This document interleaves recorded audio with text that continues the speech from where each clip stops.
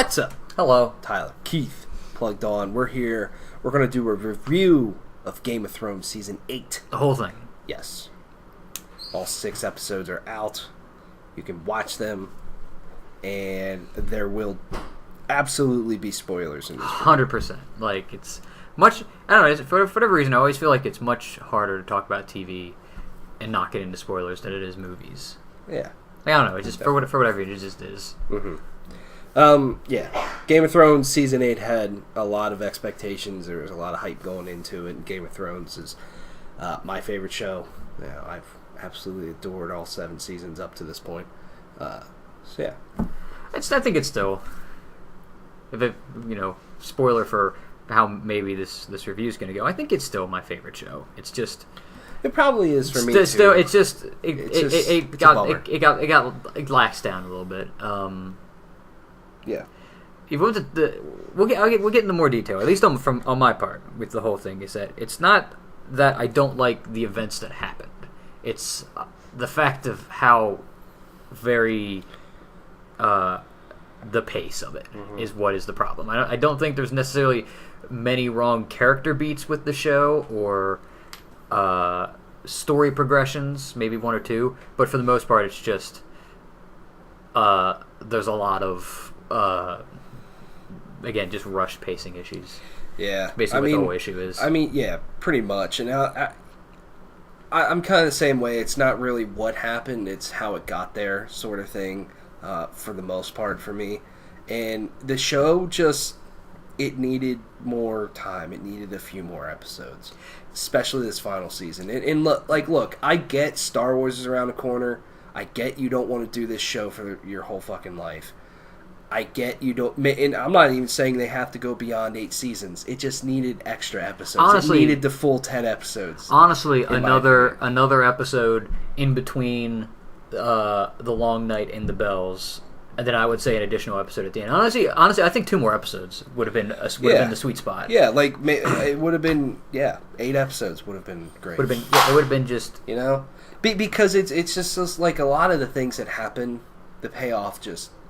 It didn't feel earned like it always has in past seasons. And that's kind of the biggest bummer to me. Yeah. It just felt so rushed. And the thing is to me is like I like season 7 a lot. And yes, that's a very fast-paced season, but the pacing didn't really hurt it that much to me, personally. Yeah. There were some things where it was just like, oh, okay. I think about Beyond the Wall. Like, I don't hate that episode as much as most do. Yeah, a lot of people don't like that episode. There is a little bit of hokey shit of especially with Daenerys, flying up there and all that stuff. But it didn't affect me that much. It didn't affect the show that much, in my opinion. It was still an amazing thing to watch. But man, it's just there was I'll say this too. It's also an incredibly hard show to wrap up because it's such a complicated show in the grand scheme of things and a lot of the plot lines. Yeah. But, man, I don't know. You think about the first half with the Night King, then you think about the second half with getting the throne. It's those two things could have been their own fucking seasons. The thing is, not only that, I think it's the fact that they almost treated them like they were their own seasons. Like, it's like... You see very little of what's going on with outside of the premiere. You see very little of what's going on in King's Landing those first 3 episodes. Now, granted, I understand in the 3rd episode. Like, I understand the Long Night's all about the Battle of Winterfell, but like, they don't talk about it that much. What's happening at King's Landing, and then when you get to the stuff with Serb, once that's done, they don't really reference it ever again. Right. It's like it just felt so disconnected. I think that was a major part of it. Like even some of the things, like the big thing that I think a lot of people have issue with, which I don't have as much of an issue with because it's one of the things that I accepted was a possibility a long time ago, and that's Daenerys going batshit crazy and just becoming a villain. Like, if you would have done a little bit more time, even the first 3 episodes, maybe setting that up, it could have paid off a little bit more, but it just seemed, boom. It happened in 1 episode. The only out-and-out bad episode I think this season has is the 4th one. And that's just because so much has to happen in that episode in order to bridge the gap between episodes 3 and 5. And it's a little hard to believe. Mm-hmm. Like Daenerys has to lose one of her dragons, which is again, I don't have as much of an issue because it's with Euron taking out Rhaegal, but it's like that. And also, Missandei gets taken, and I'm like, that's a lot. That is a lot. Yeah, I agree with that. It almost... Yeah, I just wish the show could have stuck the landing a little bit better. Yeah. It just sucks. The only storylines that I think didn't wrap up completely convincingly were Jaime's and Grey Worm's. That's kind of it. Like, everybody else, I was kind of fine with where their character went. I'm like, okay, I can get this. But, like, I don't know.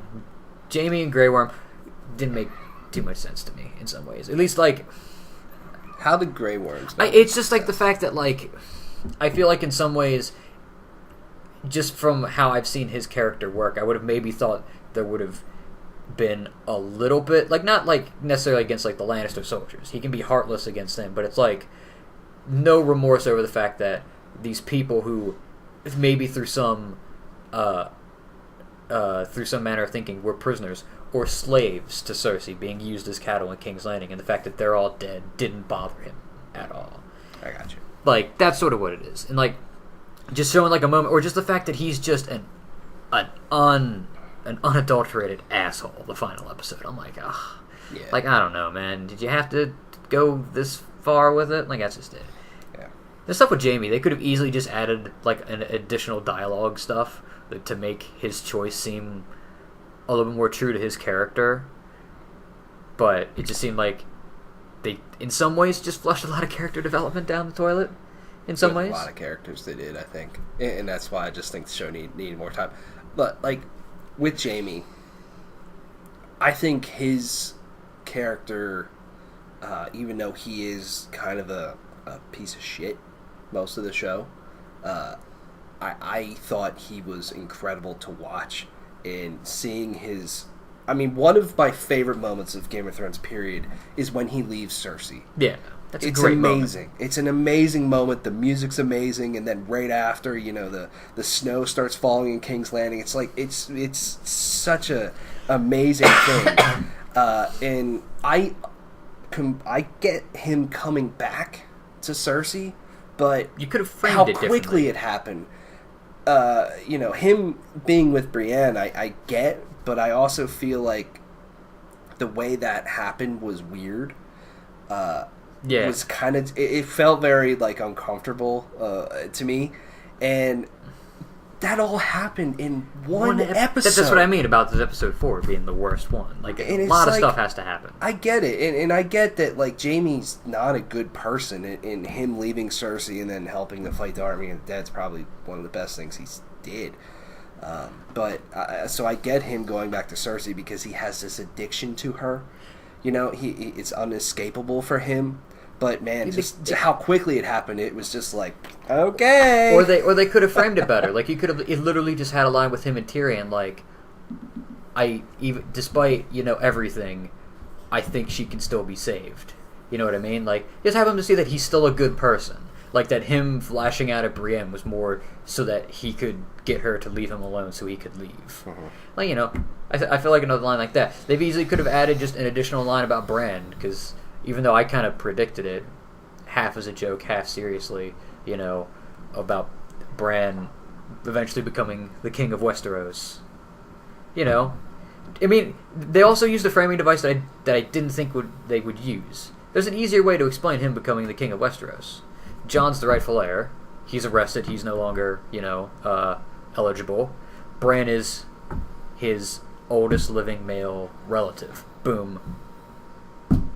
Bran's next in line. There. You could easily build it that way, and it makes a lot of sense, and a lot of people would buy into it, but that one came... I mean, they kind of just fucked Bran's character for, like, the last 3 seasons. I completely... Especially this season. I agree with you on that, but Like, especially this season. I mean, Bran was never my favorite fucking character. ridiculous. Bran was never my favorite character. Yeah. But at least, like, I don't know. There was just... They could have done a bit more. They've done things in the past to show him that, like, his warging ability was a very powerful thing, and he did none of it except just warging those some fucking ravens. And then look at the...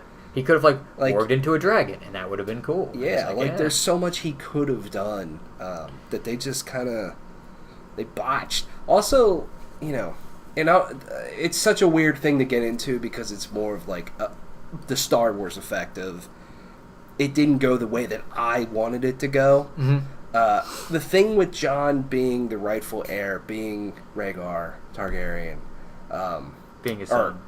Aegon. Sorry, being his son. That is such a bombshell of a thing. It didn't go anywhere, and it went nowhere. Now that's a double-edged sword. If Jon ends up on the throne as the rightful heir, it's too predictable. Also, it's too simple. Also, I don't think he's a good ruler. No, I don't think he should have been. He clearly didn't want it. So him ending up north, I think makes sense. I don't mind that. But just that plot line, again, more episodes. That little thread, and I get that if he didn't kill Dany would have always thought of him as a threat, probably. Yeah. I totally get that too. That's kind of the only thing that really played in with that.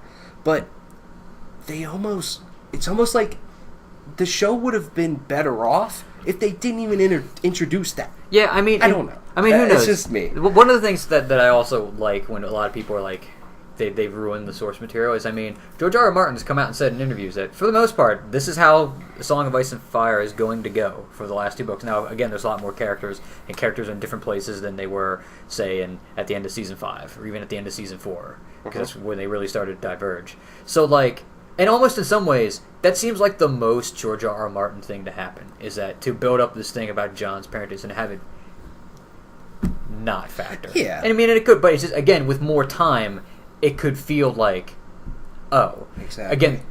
Again, I can see this because that's very much how a lot of people felt with a lot of the stuff in The Last Jedi, how some of those things didn't go anywhere. I didn't have a problem with it as much in that movie. Much like I don't have as big of a problem with it here as a lot of people. Again, I don't really mind as much, like, again, Jon or Dany not being the ones to kill the Night King. That does not bother me that much. Now, granted, they ham-fisted it a little bit to make Arya fit, which is, yeah, I get that, but it almost makes sense because in some ways I can see it because of how people are mad because, like, they just didn't want to do something that was predictable, so they just made it Arya. But then at the same time, Jon's a fucking idiot. Like, I don't know if he could beat the Night King. No. Like, he's a fucking idiot. Yeah, he really is. He might not have been able to. But I think the thing, and that's just one of those weird fan servicey moments that I want it to happen so badly because of that. My favorite episode of Game of Thrones is Hardhome. That stare down between Jon and the Night King at the end, one of my favorite things in the whole show. And those two have run into each other a lot. Yeah. I wanted to see that so badly. Just them squaring off. Okay, I'm still fine. Like, what if they were squaring off?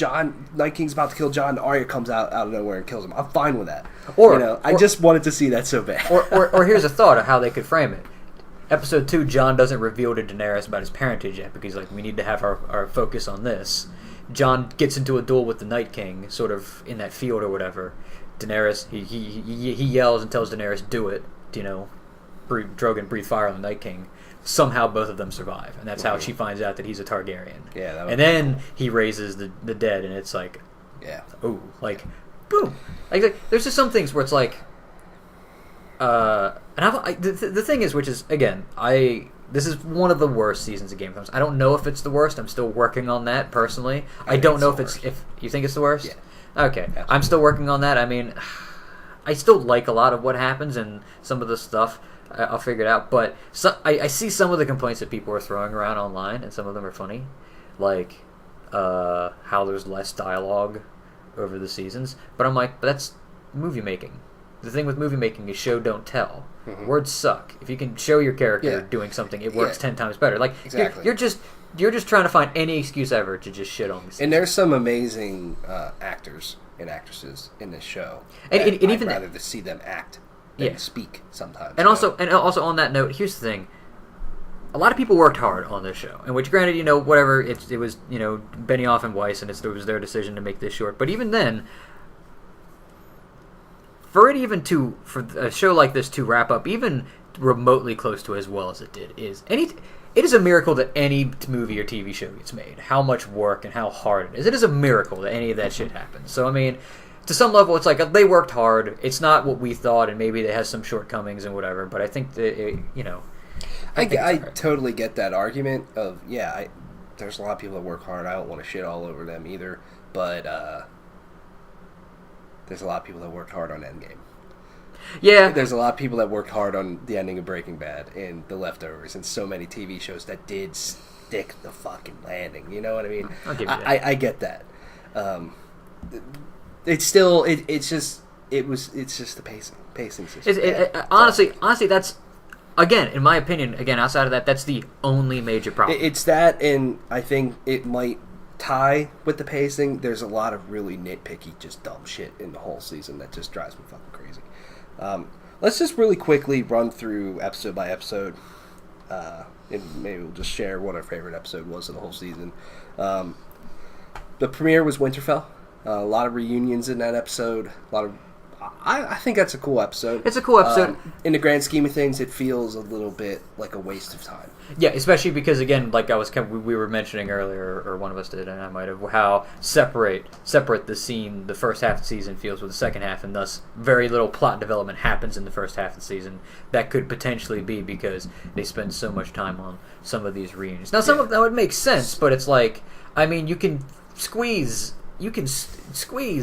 more plotty stuff, like having Jamie, or you can put more in Jamie's conversation with Bran. He goes, "I wouldn't be where I am today if it wasn't for you," and he goes, and stuff about him being the Lord of Winterfell or whatever. Eventually, but I think it's a cool episode, and a lot of the reunions are really neat to see because they were so long in the making. It was fine. A Night of the Seven Kingdoms, I think, is maybe the best episode of the season. It's really great, but I think the third episode undermines it a little bit.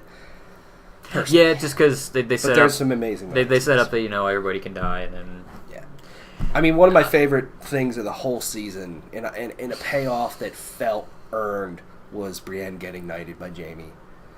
All that conversation there that Tyrion, Davos, and all them were having. I will also say everything happening in this episode with Theon, and in the next episode, that was also a payoff. And I'm like, you stuck the landing on this one. Yeah. You very much did. There's a couple characters that I feel like they really did stick the landing, and then there's a couple that, I'm not sure. Yeah, there's a lot of really cool stuff in here. I think this was also the episode where Arya and Gendry banged. Yeah, they did. Which is fine. I don't know. It felt a little weird to watch, but I get that. Okay, yeah.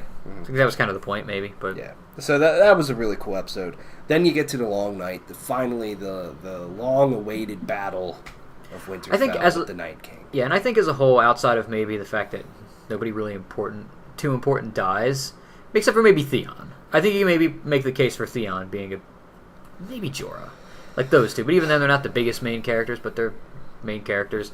I feel like this episode and sort of what the Battle of Winterfell would look like, I think it paid off for the most part. I mean, I like what they did. I think it's a very varied episode, and I like a lot of stuff that happens. I mean, sure, it's dark, but that's kind of the point in some ways, that it's supposed to be hyper realistic. I really like this episode. I mean, Night of the Seven Kingdoms might be better, but I really like I like the Long Night. Yeah, I like this episode as well a lot. There's some little things here and there that I'm just like, okay, but and it also just gets to the whole thing of just, I didn't expect it to wrap up this Night King story in this episode. Yeah, I think that was the main thing. I didn't mind it. Like the little tiny nitpicky stuff of there's so many White Walkers around Theon and Bran, and Arya just comes out of nowhere. Yeah, like none of them saw her, none of them sensed that.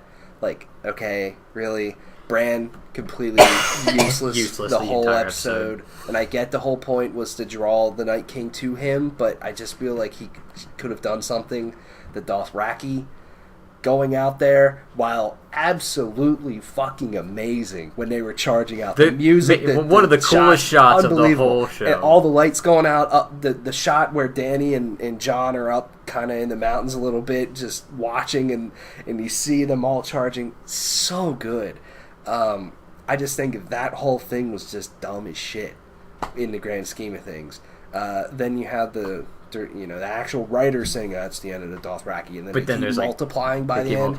But there was a lot of really cool stuff in here. The whole thing with Arya going through through the White Walkers felt very cool, very almost like intense, like good Walking Dead sort of stuff sometimes when they've done that. But then also, like, okay, here's another nitpicky thing. The White Walkers sensed blood dripping onto the floor, but don't sense her movements at all. I get she's this really crazy-ass assassin. But, like, really? I don't know. Like, there's got to be something there. It's, like, little nitpicky stuff that some of them I can roll with, but some of them just drives me fucking nuts. But it was a cool moment. Yeah, I mean, there was a lot of really just great stuff. I understand a lot of people complain that it's dark, and I understand also if you don't have like a nice TV. HD TV, it could be very hard to watch. But I loved that it was dark. Oh yeah, 100%. Because I felt like that put you more in the shoes of the characters a little bit more, because it would have been dark, you know. And then the only other thing to me is like, and I feel like the show did a little bit of a disservice to themselves. They set the Night King up as such a powerful dude, and he really is. And he didn't show a lot of his powers here to me. Like, he brings fucking winter with him. Like, I feel like there's more that he could have done. Why didn't he just take his dragon out and fucking wipe everybody out? I mean, it could have been so easy for him. And I get that.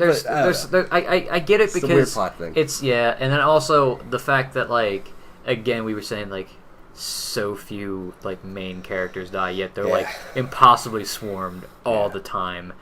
Like, especially Jaime and Brienne. It almost would have worked out better if those two died fighting side by side, just because that would work. I mean, those were the two who I would looked at most. I'm like, man, they're gonna die. Yeah, and like, how did Sam not die? He's shown on the whole episode just laying on the fucking ground. Yeah, like, it's just really? like, man. And also and here's another thing. You know, we're gonna do our favorite episodes of Game of Thrones eventually. You know, Battle of the Bastards, for example, I think is the best battle episode of the whole show, probably. And the show telegraphed everything to you. There was strategy to it. There was some strategy here, but they also just, so much shit was on the nose of like, everybody get to the crypts, it's the safest place. Like, no, it's not. I mean, like, that's just dumb. I mean, it's granted, fucking stupid. I mean, in a lot of ways, despite the, it being the crypts and filled with dead people, in a lot of ways, I can't fault them for thinking that, because it's like, what are they going to do? Put them in just a building right outside where they're just literally get those people out of Winterfell if they know the army that probably coming. would, just leave. Yeah, that probably would completely get out of here. Yeah, okay, that's a better alternative. I'll give you that one. But yeah, I mean, overall, I do like the episode. I just think it was probably a tad underwhelming. Yeah, just a tad. Maybe a tad, yeah. Then you get to the Last of the Stars. This is has maybe a ton of problems. This is my least favorite episode of the entire show. Yeah, I think. To me, this is where things just really start to kind of go downhill a bit, and the pacing really showed itself.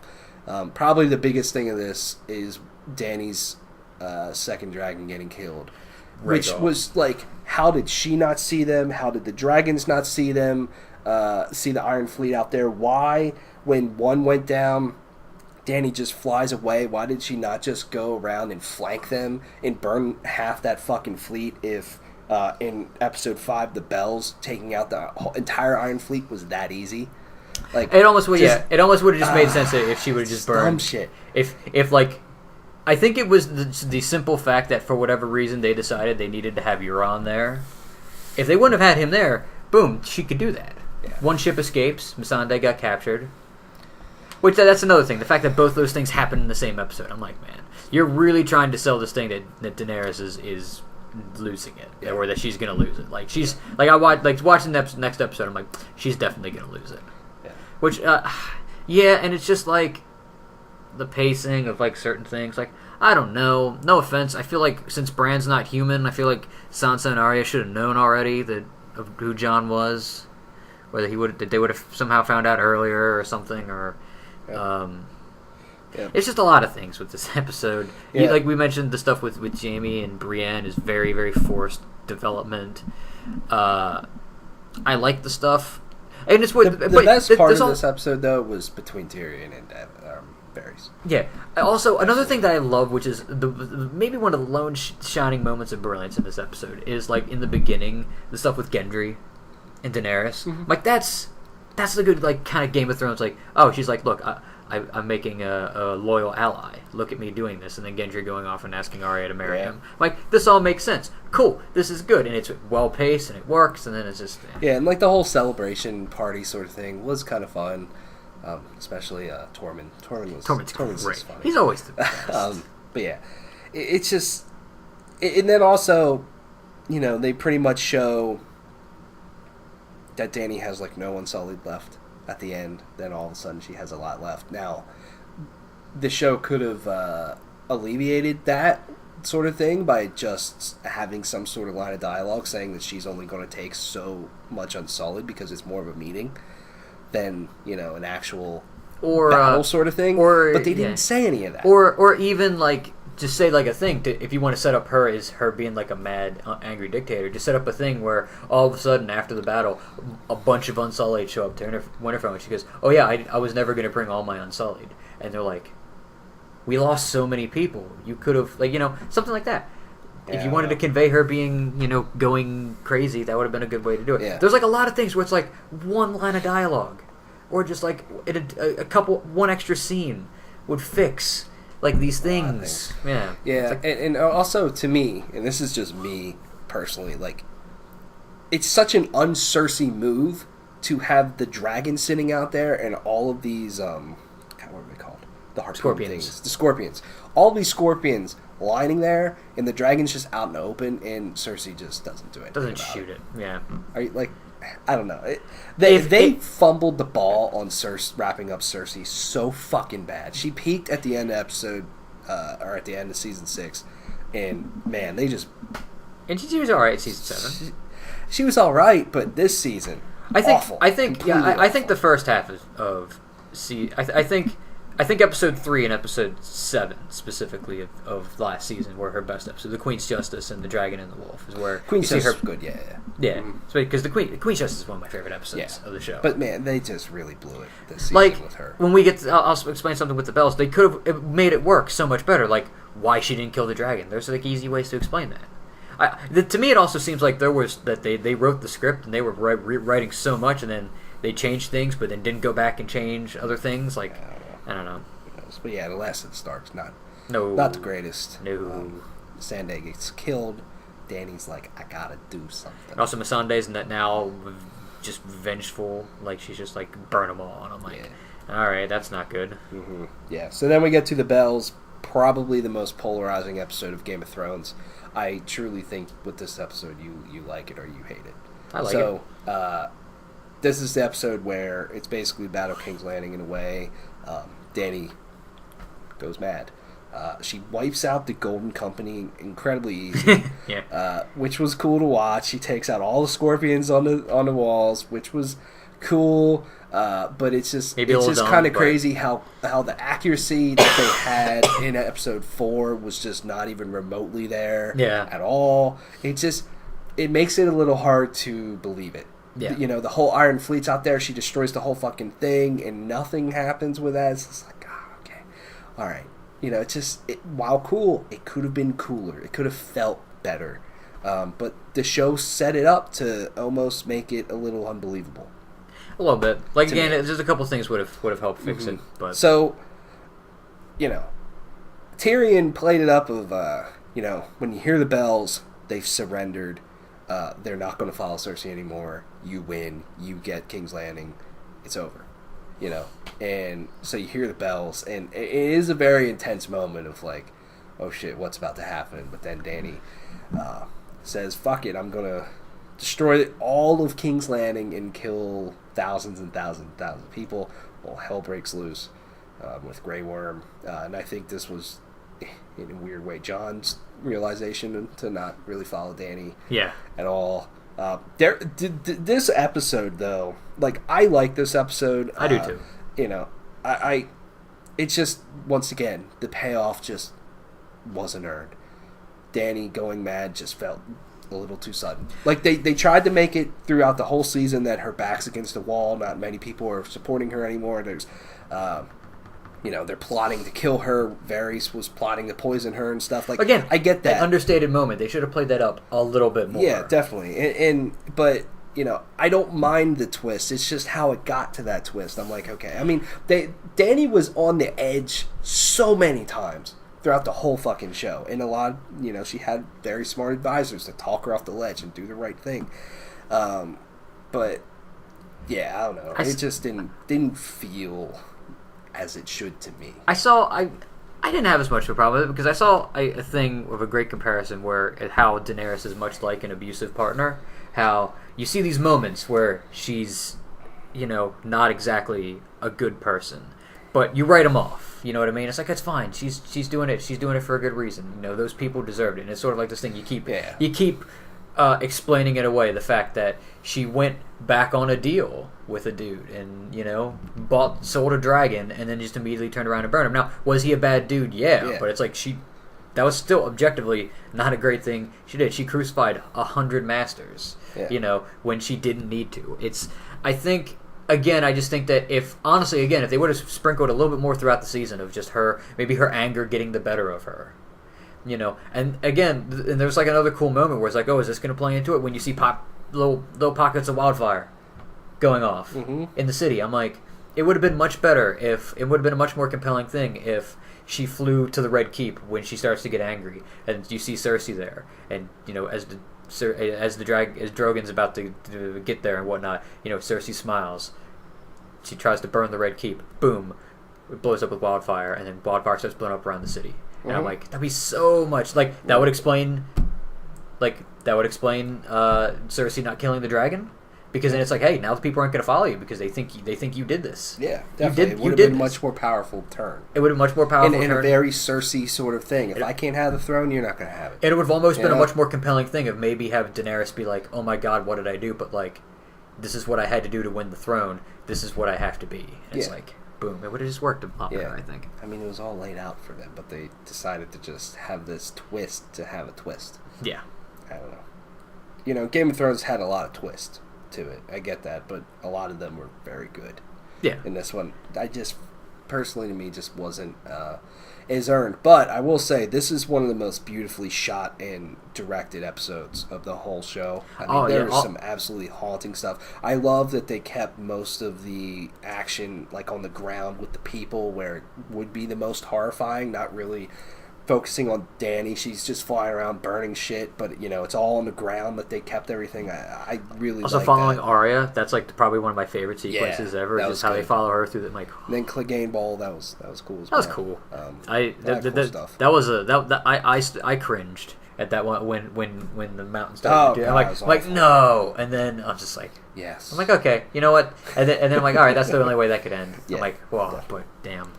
So yeah, then we get to the finale, the Iron Throne, which I think was good, but I think just because it's some of the smaller stuff, some of the weird pacing problems, I personally, when the credits rolled in this episode, I hardly felt it. I think when I feel like I wanted to feel excited, I wanted to cry, I wanted something. It's a final episode or final season of my favorite show, and I don't know, felt a little hollow. I get that. I think that for what this episode does, everything in this episode's good. It's like you said, it's just that it didn't really live up to it. I mean, Jon killing Daenerys was I think a foregone conclusion ever since episode 5.